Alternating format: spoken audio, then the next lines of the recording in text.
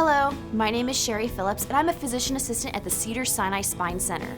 Here at Cedars-Sinai, we approach surgery as a team effort, and you are the most valuable player. We believe that patients who are well informed about spine surgery have less stress and have better success with their surgery. So I'm here to talk to you about what to expect before, during, and after your surgery. There are 4 videos in this series. In this video, we'll discuss how to prepare for surgery. The next video includes a checklist of tasks to complete prior to surgery. The third video discusses what to expect during your hospital stay. And the last video has important information about recovering at home from spine surgery.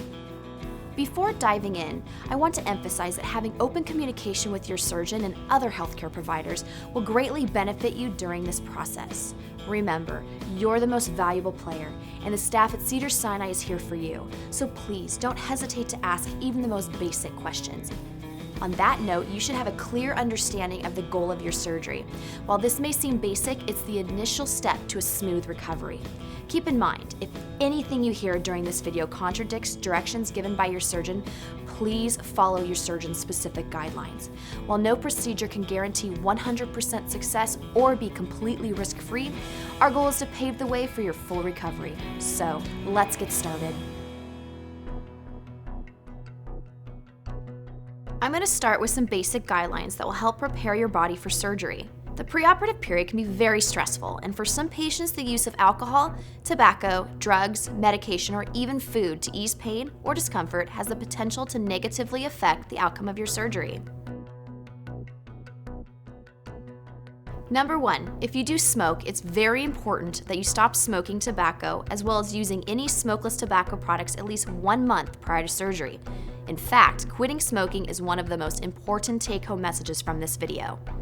Nicotine in all forms, including gum and patches, slows down bone fusion and healing of your incisions. Smoking also increases the chance of having chronic pain, as well as the risk of contracting pneumonia after surgery. Of course, to stop smoking can be very difficult, and if you do need help, please talk to your doctor.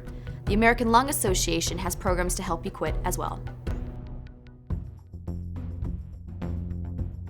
Next, if you drink alcohol, you may need to cut down before your surgery. If you're someone that consumes alcohol on a daily basis, let your surgeon know. There are medications that can relieve withdrawal symptoms and help prevent complications.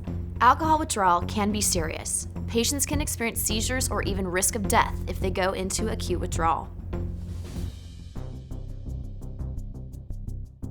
Some patients may be taking pain medication to ease their pain. Please know that high doses of these medications can also negatively affect your recovery. Before the surgery, be honest with your surgeon about what you take and how much you take on a daily basis. Use of these medications regularly can induce a tolerance to their effect, so it's important to decrease the amount of pain medications you are taking prior to surgery. This will help with pain control in the hospital. If you do need help cutting back on pain medication, contact the pain management doctor that prescribed your medication or ask your surgeon to refer you to someone who can help.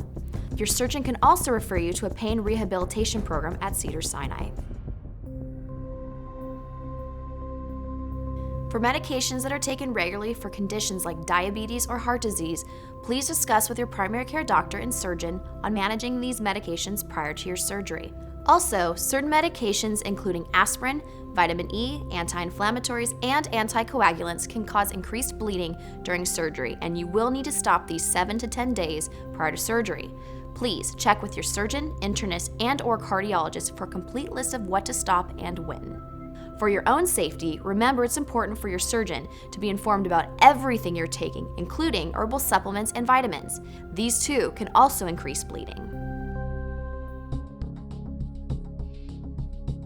Being obese or significantly overweight is another risk factor that can contribute to post-operative complications.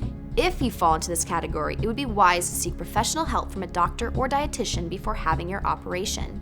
Obesity can increase the likelihood of pulmonary complications and wound infections.